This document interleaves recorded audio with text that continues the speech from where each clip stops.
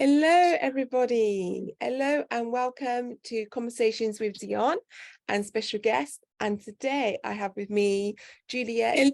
Hello, everybody, with Dionne and special guest. And today I have with me Juliet. I'm just going to close that page. Sorry about the echo. I have with me Juliet Owen-Nuttall. You know her if you've seen previous interviews that we did. This is part of a series of balancing one's hormones, where a woman is at that pivotal stage of, can I still have a child, or am I entering menopause? And that is what these conversations are about. Juliet is a fertility expert. She's a founder of the non-invasive method. And I myself, as you know, I'm a menopause coach, also known as the sleep whisperer, and I have a club for menopause and hysterectomy women. So today's conversation, which is quite a juicy one, so I'm going to just give a warning out that this is not a conversation about naming or shaming or blaming or guilt.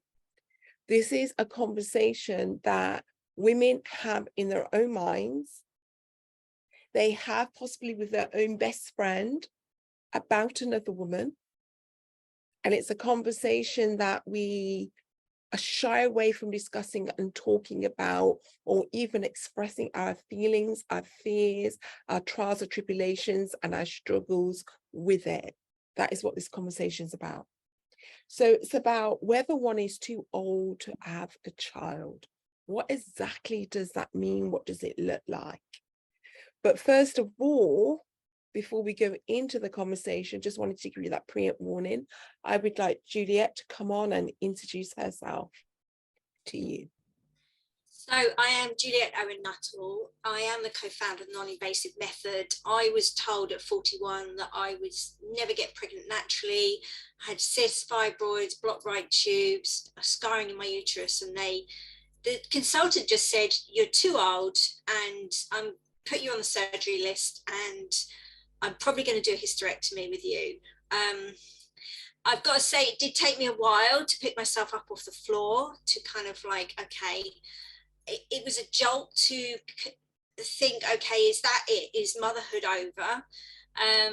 But I have a training and background in Chinese medicine. So once I found myself again, I created a plan and to increase my fertility, maximize my chances of a successful pregnancy. I am pain-free, and I conceived my daughter at age 44 and gave birth to her age 45, and she's just celebrated her 3rd birthday. Oh, congrats. Your story is so the opposite of mine. At that same age, when you were getting ready to try to have your baby and to clean up what was going on within your body, using the background that you come from, I went the other way, as you know. I had my hysterectomy around about the same time, about 43. And I help women through having their hysterectomy or any other form of surgical menopause, as well as those that have found themselves entering the menopause quite early. And as you know, I combine my secrets, my experience, and my training to help women do so that they can live pain-free and thrive. And I do that by restoring sensations and feelings back to their body, especially from their numb waist down, because surgery such as a hysterectomy really does make a woman feel disconnected physically as well as emotionally from the lower part of her body. So my methodology helps women come whole again after such procedures, as well as the body separating itself through natural menopause because of what's happening down below. So today, my first question to you, what we're going to do a back and forth, ladies and gentlemen.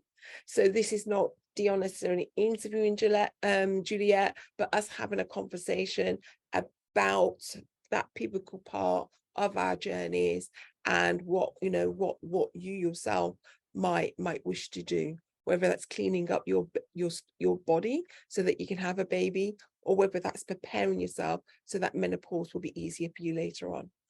So my first question to Juliet is looking at what it's like having one child.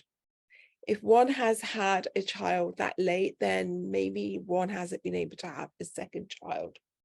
And we're looking at the pros and the cons of having one child.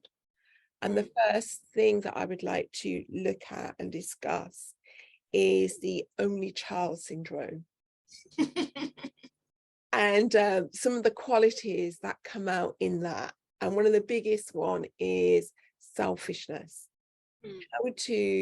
How to bring up a child and instill sharing and fairness and equanimity and all those wonderful compassionate empathic qualities that we would love a whole-rounded individual to have, and not a mind or a motivation or an intention of selfishness, especially in the Western world that we live in. This is not China. We're not growing up in socialism. We're brought up into a society where it's dog eat dog world, and therefore, you know, personality disorders like narcissism is just on the rise. So how do you cope with having, or how should women, you know, cope with having one child and not grow a selfish human being? I think that, so through my journey in motherhood, it's, the child is a product of the parents and they learn from their parents. Now, for me being an older mum, I've gone through a lot of personal development, a lot of like soul searching in order to become a mum, because I didn't feel ready. That's why I left it so much later. If I'd been a mum in my 20s, I'd have been a terrible mother. I'm much more aware now of behaviors, boundaries, and those are the things that you instill. And to be honest, I've met really selfish children that are part of a family, and I just think it's part of your character growing up and what your parents teach you, you know. And you know, it's like you can have children that are not taught boundaries, and boundaries make you feel safe. And that was one of the things that I have done a lot of kind of research and a lot of learning about, well, what does a conscious parent look like? And I can do that because I'm older, because I know who I am. So I'm not going to say I'm not dragging my child up, you know. You know, my partner, he was born to a 19-year-old mother, and you know, at 19 she didn't really know much about life, and so the impact it had on him has made him have to do a lot of soul searching. So you know, I think every child is individual, and that's what I learned. You know, I could have another child who will be a completely different character to Lyra.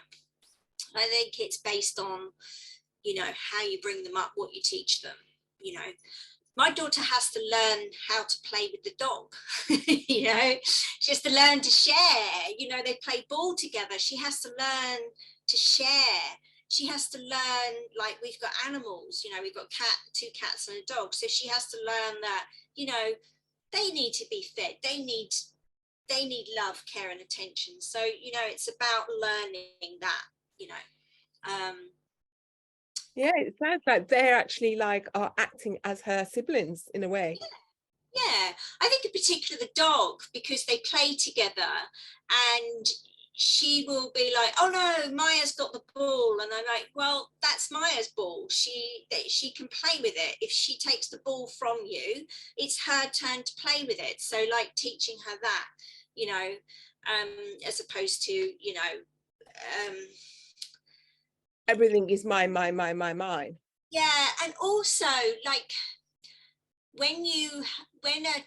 so I don't believe in like giving my daughter praise for everything.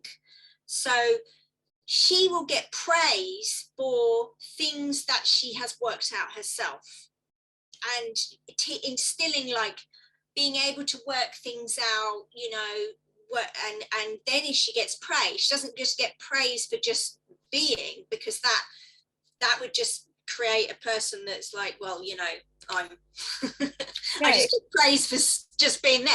You know, she is loved. And I had difficulties with bonding, so I learned a lot about what that looked like and what the problems were, what the psychological problems were. And so it's about creating safety at that early stage. I'm surprised you said that about bonding. I didn't know this. I mean, after wanting a child for so long, to have difficulties bonding, is that unusual? Is that usual? And my ears is saying that's quite surprising. So therefore, what was that about? So I've just done some big interviews with newspapers about this, because it's a very it's not talked about, and particularly for someone who struggled with infertility to then have bonding issues, to then have prenatal depression, postnatal depression. It was all me protecting myself from. So part of the bonding issues were, if I really bond with this child, what if something goes wrong? So it was keeping my daughter at a safe distance. Yeah, it's kind of like when we meet somebody dating wise and we're on that verge of falling in love, and we're scared of falling in love. We're scared of you know, that love attachment in case that person leaves us. Yeah. Same thing, so similar to that. Also, the reason why I work with high achieving women is because high achieving women tend to want to get it all right. They tend to overthink the whole parenthood thing, often based on their own childhood experiences. So my childhood experiences led me to not want to have children.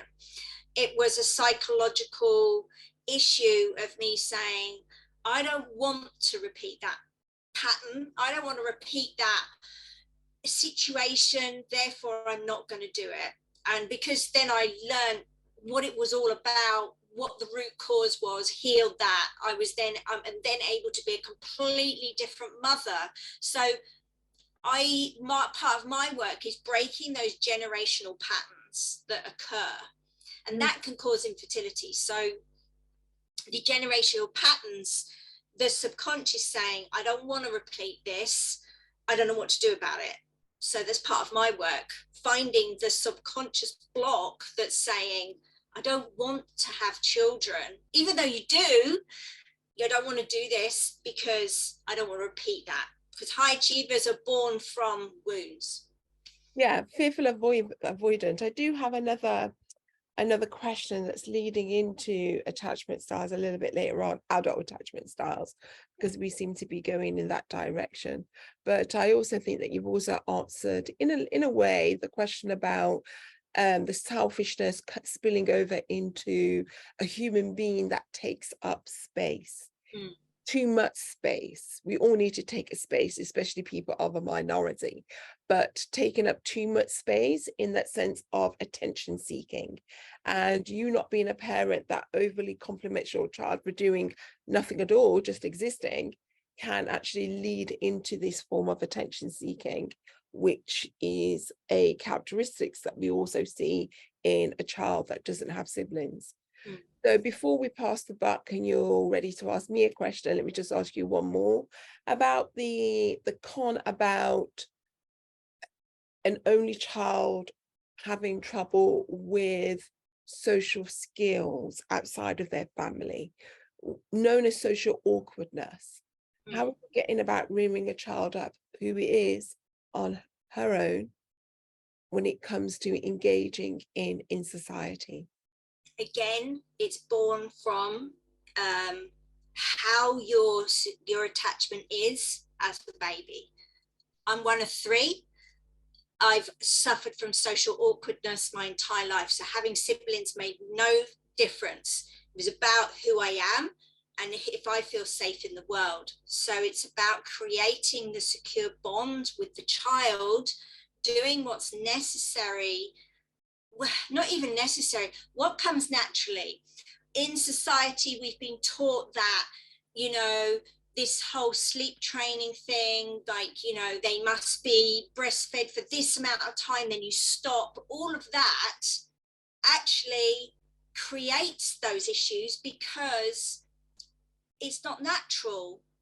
So everything that I've done with my daughter has been natural, and it's again to do with bonding. It's natural, so she will naturally break away when she feels comfortable to do so, because she feels safe.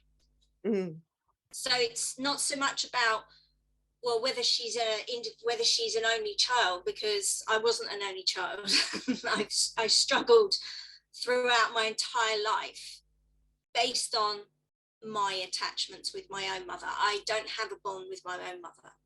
So that's where your foundation comes from. Well said, Juliet. Thank you. So I guess for me, a question for you would be, you know, that must have been incredibly difficult decision to make, to say, okay, I'm going to, because I know what it was like to be on the edge of hysterectomy. Like, what's it like making that decision and making that final decision? How did you go about that, just making that decision to go down the hysterectomy route? It was a difficult decision. However, it's always a decision that was always on the peripheral of my health. From age 21. Wow. So not having it until I was 42, 43. I spent all that time living with what I had and trying to heal what I had. And my body grew other things and I tried to heal that, and my body grew other things and I tried to heal that. And I would be successful for many years, and then something else will arise, because the core of my genetics DNA had the catalyst to keep giving birth to new things that made me infertile. And so the roller coaster of healing being sick just continued throughout my adult life. The signs started as soon as I started my period at the age of 11. And then the first diagnosis came at the age of 21. So the time I actually decided to actually have it, I have to count back, I'm terrible at maths. So we're in 23 now. So we're talking, yeah, I was 43 years old. And I went to my doctor after making a decision one morning. And it was like a spiritual, lucid dreaming experience that I had that came to me as a very clear vision of it is time. And when it came about like that, and it is the only way it could have come about for it to be the real time, the true time, because there's 20 odd years of battling, which means that I stayed in the gross mindset of pros and cons and statistics and research and seeking outside of myself for help and assistance. And a decision like that needs to be taken not just on the physical or the mental, but it needs some spiritual guidance in there as well. And so when it came, it was so clear and it was so right. And I can tell you a couple of the messages that came with it, which was, you're not a shit healer or a therapist if you have this done. Wow. Which was an inner battle that I think all people within, all people that help other people that are not doctors or nurses have. And what followed that same voice, that same message, was doctors and nurses also get sick and die. And it was like, it's so obvious, but I was berating myself for not being able to heal myself, when it's a normal human condition that a doctor doesn't berate him or herself for being diagnosed with cancer and having to heal cancer or die from it. So why should healers? Mm. And so that was one of the clear divine messages that came through. And the other one was, all these tumors inside your body aren't yours, Dionne. Mm. Each one of them are the residue of something or someone else. Each one of them had a name on them. Wow. They were a sibling, they were a cousin, they were an old friend, they were an ex-partners. They're no longer yours to carry or feed. Wow. Stop feeding them. Let them go. Wow. And as you know, tumors are like, entwined into our body. They literally feed off the nutritions that we have. They're attached to our blood system. They grow because they've got a life force of attachment of nutrients of feeding. And one of the surgeries I had way back in my 30s was to cut their food supply and have them die off inside of me, when some of them were too big for my body to pass. And so they form different attachments and starts feeding somewhere else. And that's what tumors are like. And so it was like the alpha women that you treat, it's like having the strength to accept the help. Yeah. And that means to cut them out. Wow. And so when I woke up with that decision, went to my doctor, sat there and said, I'm ready for a hysterectomy. She had no idea that was even on the cards for me, because there's not even a discussion. I'd been in that city for about 5 years. And so we've never talked about that. There was no record of that being on the cards for me.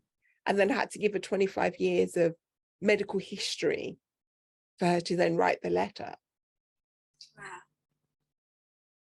So yeah, that's how the decision came about. And I think for women who are being faced with that same line that you were given, and I were given numerous of times since 21 onwards, which is, you need to consider having a hysterectomy at some point.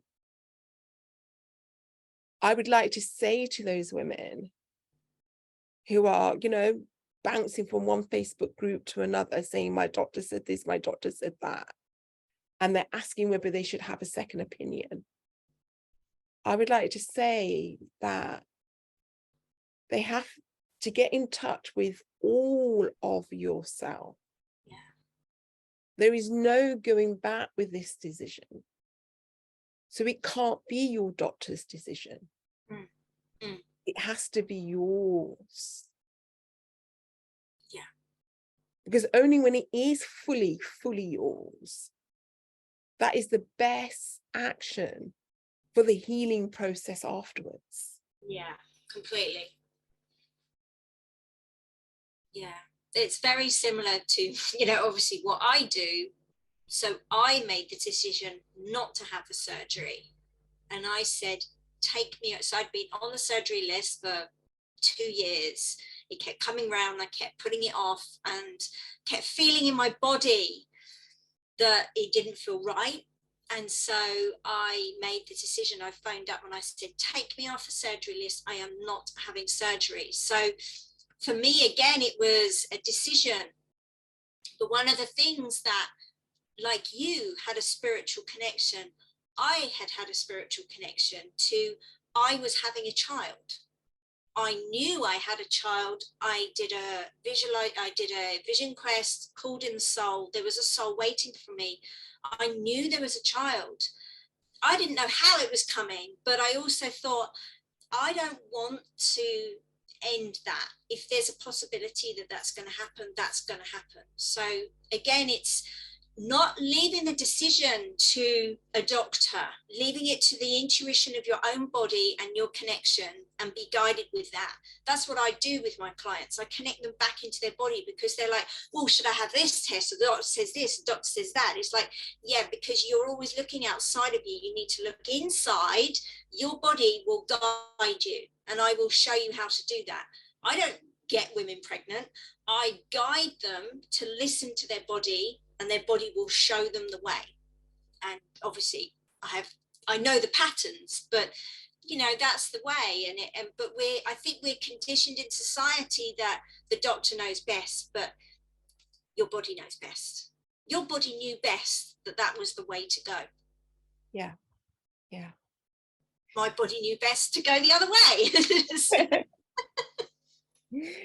Okay, now it's my turn. So I want to hit you with the question that, you imagine, you're at the school gates and there's two mothers talking, and they've got their arms folded and they're whispering quite quietly to themselves, and they're giving the eyes. A woman always knows. Yes, men, listen to this. We always know when someone is looking at us. Oh, yeah. We have intuitive antennas all over. So there's no need to even call out and say, yo, beautiful. We already know you're looking. We can feel it. And we can also feel it when other women are looking and talking about us as well. And that scenario of the school gates, of them looking and judging one's age, of being the older mom, and they are 15 years younger than you. And you can imagine, sometimes you overhear through the Chinese whispers of the school grapevine that it's not really fair for someone like that to have a child. She's too old. How, she doesn't have the energy to be running after her child. That child is missing out on play activities. That child is missing out from traveling, from doing this, from going there, from doing that. What do you say, think, feel? And what do you carry in your heart about the comparisonness? So when I was pregnant, I thought about that and went, I'm going to be 50 and she's going to be 5. And this was the thoughts in my head.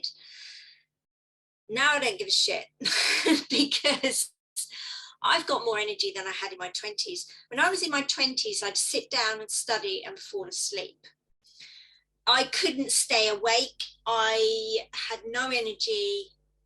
I've got more energy now because I've got the foresight to know.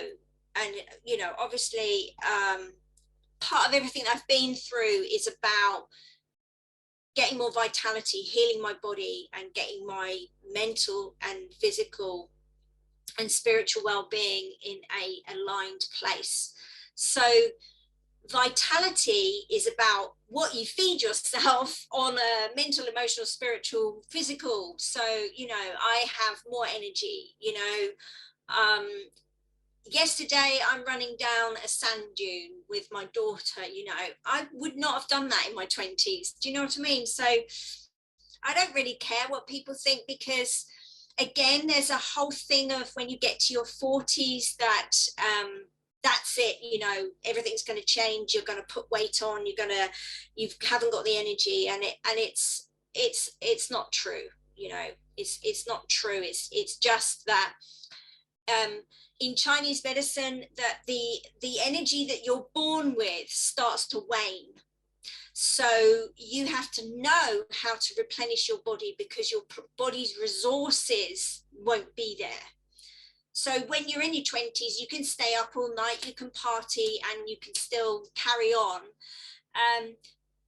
You just need to know how to replenish your body so that it's able to do that, because you're not relying on this energy that you were born with. So it's about knowing what to do. So And, you know, I don't believe that anybody should be denied motherhood, whatever their age. I think you should have the right, whatever your age, to be a mum, you know, whatever your age. Thank you for that. And I know it's my turn, but I've got a question that follows on really nicely from there. Do you mind me asking? No, go ahead. It's about being the sole carer when she's older for two elderly parents. The Well, responsibility of putting that on a child, putting that on a person, on a single person, by having one child. How did you reconcile that within yourself? so again, just because she's my child, does she have to have the responsibility to look after me? No, she doesn't. She has a choice. So again, it's thinking about the future. You know, and again, it's like, I don't know my future, but you know, if I do take care of my health, I'm going to be a lot more healthy in my 70s and 80s than perhaps if I didn't. And you know, again, it's not about a given. It's not a given that I should expect my daughter to look after me just because I raised her. That again is a social, that's a social kind of responsibility. It's a choice. She will have that choice, but there'll be things in place that if she doesn't want to have the choice, then she doesn't have to. When it's nice, you're purposely putting things in place to make it a choice. But in some societies and in some cultures, it was said that they believe that it's not fair for it to be the state's responsibility, that it should be the family's responsibility. In those same societies and those cultures and those countries would say that it's not fair for somebody else that's not related to you to be taking care of you. It should be your family. Mm. So what would you? So I've taken care of my father who was terminally ill, and I wouldn't want to put anybody through that. I don't think it's a, you know, I nursed my father to his last breath. And I don't think that any child should have to actually go through that. It was horrific. It was really horrific. And I did it because I love my father, and I was in a space that I could do that. But having gone through that myself, would I want my daughter to do that? Again, it's a choice. You know, it's a choice. It was traumatic, you know, and yes, I probably had a better bond with my father in those last months than I probably did all my life. But you know, it blurs the lines between, you know, are you their carer? Are you their daughter? You know, yes, I had time with my father, but also, you know, does any father want their daughter to be taking them to the toilet? No, they probably don't. You know, my father was a very proud man, and you know, having to do those things, you know, for him as well, I don't think that was a particularly great experience for him to have his daughter do that for him. So, you know, I think we have to make these decisions ourselves. It's interesting hearing you say that, because there's so many cultures that would have the opposite view, such as, would they want a stranger doing that? No, they would not. They would want a loved one and not a stranger. So yeah, it's interesting that I can see and understand both, and the passion is equally there within both. Yeah. So it's interesting that you say that. I don't regret it. That. I don't regret it, you know, but that was my father who didn't want outside help. But the strain that it put upon the family was huge. So, you know, and in the end, I had to reach out for help, going past what my father's wishes were, because you know, my father had terminal cancer. He lost it went into his spine. So he lost very quickly, he lost the ability to walk. And then it went into his brain. So it went very, very quickly. Now, he didn't want any outside help, but can you imagine what it's like looking after a very sick man who's 6 foot, trying to maneuver them when you have no professional help or know how to do that? There was one instance where my father got out of bed, dropped to the ground. I grabbed him, ripped my internal scarring. So I was very raw at that point, having just come out of hospital myself and had internal scarring from my infection. I ended up in hospital because I didn't know how to care for my father in, you know, manual handling, let's say, you know, things like that. So yeah, he didn't want outside help, but the strain it put upon us was huge. So I think it's a choice in the family that has to happen, but I think it's a discussion that needs to take place before it gets to that stage. Yeah, absolutely. And we share that in common. Very, very similar stories. That divine moment that I spoke about was me having to run away from my family at the time, who were forcing me to take care of my dying father. And in leaving, running away from Birmingham to London, and a friend opening their door to me.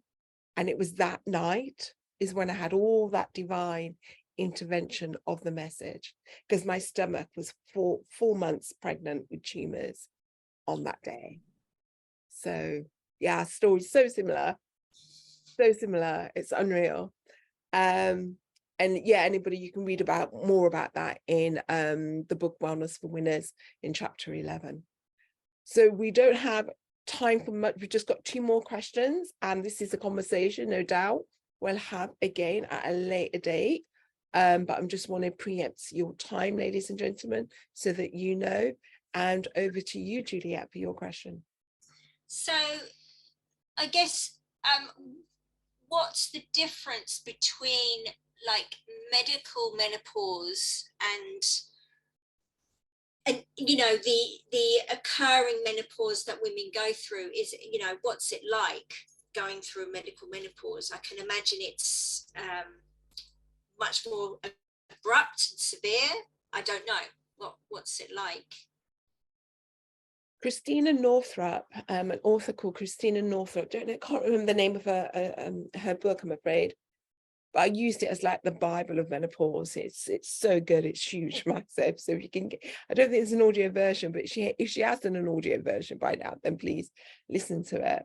But she's got an analogy in there which just crystallized it for me. When I read it, it was like, oh yes, so correct. She said, natural menopause, normal menopause, someone that experiences all the stages, is kind of like, and I think, have you traveled in your life, Juliet? Yeah, I thought you had.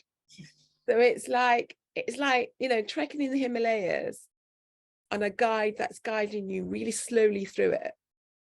So it's like a 4 to 5 day trip. Also, I've been to Peru, so it's like the trek to Machu Picchu, taking the longer route, the scenic route. And you know, you can feel every breath as you're walking, and it's like that's perimenopause all the way through the natural stages. And then for someone who misses out perimenopause and they're just straight in menopause, their body's just done that, you know, the ovaries are shutting down quite fast. That's kind of like a guide that's really fit, and he or she is taking people that are also really fit, that's done it before, that's been training for a while, and they're going to get to the top within 2 to 3 days. And then she said a hysterectomy, surgical menopause, is like someone who hasn't done the trek,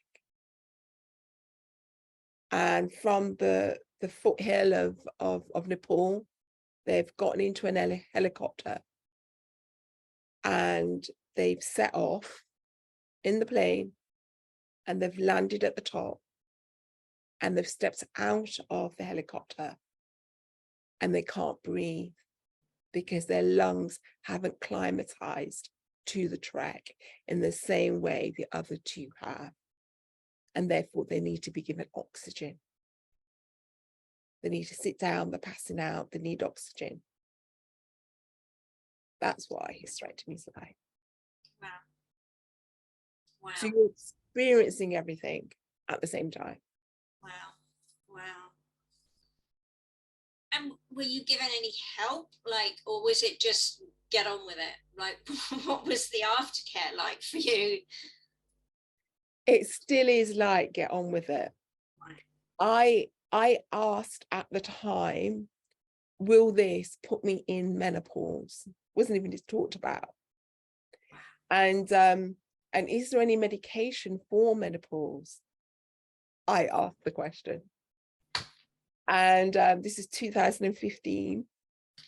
And then they said, yeah, we have a clinic, but we don't know whether it's open. Let me just go and check and come back to you. So the next day they said, yeah, there is, it's really underfunded and underrun, but it is open at the moment. So we will refer you there and ask them to send you out an appointment. In the meantime, the surgeon has prescribed this, and I can't remember the full name of it, but it began with P. And it's the tablet form, HRT, hormone replacement therapy. And it was not the synthesized version that we all have now. And even then, they shouldn't have been given it out then. It's only 2015, but it's the one that was made from horse's urine, mare's urine. And they gave me a pack of that. And we're right on your discharge letter that you can have more, so that your GP can give you that if you wish, until you receive an appointment from the clinic, if it's still open. Wow. Wow. Wow. And there's still many people all around the world that are still struggling in this way. Yeah, 100%. Yeah. Yeah. So, like, what was it? I mean, obviously, you had to find your own way and manage your symptoms. So, are the symptoms different, or is it very, I mean, it's, like with infertility, there's so many different areas of infertility. So is it every individual woman's symptoms different? Yes, it can be because of what's been removed. So we use the umbrella term, a hysterectomy, and it is really an umbrella term, considering that you could have your ovaries removed, which is an oophorectomy, and everything else still remained. Or you can have one ovaries and two tubes removed. Or you can have your cervix still in place and your uterus and your tubes and your ovaries removed. So there's so many, it depends on what's removed in reference to, will you go through the menopause or not? It depends on how your body's responded to the surgery. So you can have your ovaries kept in, which would mean that one wouldn't go through the menopause straight away, in the hope, that's why you would leave them in. They're not in danger of becoming cancerous. Everything else has been cleared, and we don't want to put this woman through menopause, so we're leaving them in. However, it's a hope and a pray that the ovaries are actually going to switch back on. The trauma of the surgery could mean that the ovaries don't switch back on, and that woman starts experiencing ailments of menopause straight away. So it really is an individual thing. And that is why women need help and assistance through it.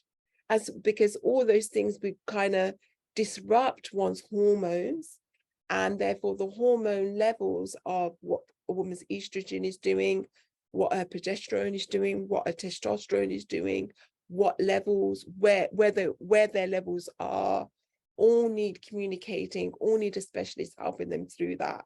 So understanding their ailments, I like to call them ailments rather than symptoms, will be matched with what their hormones are doing.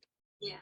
So you know whether you've got too much estrogen or too little estrogen, progesterone and testosterone, and then given HRT in accordance to that.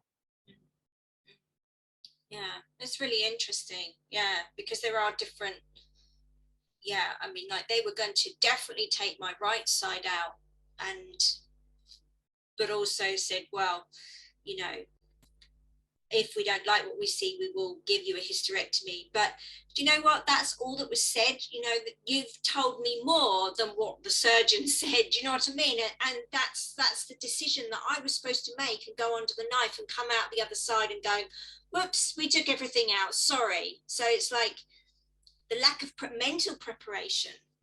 Yeah, communication along those channels are very, very small, very, very slim.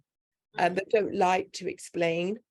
Whether it's a thing about protecting themselves, whether it's a thing of not having to face questions of why, which would then go into, I think personally, I think it goes into the economics. And because they can't share the economics, that's why they don't want to answer why.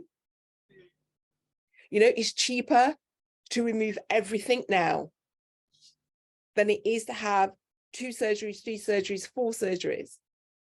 And that's what I mean about the economics of that hospital, of that county, of that country. So that's why the conversations, and also it's like we're treated like we're stupid, that we won't understand certain terminologies, we won't understand certain things. And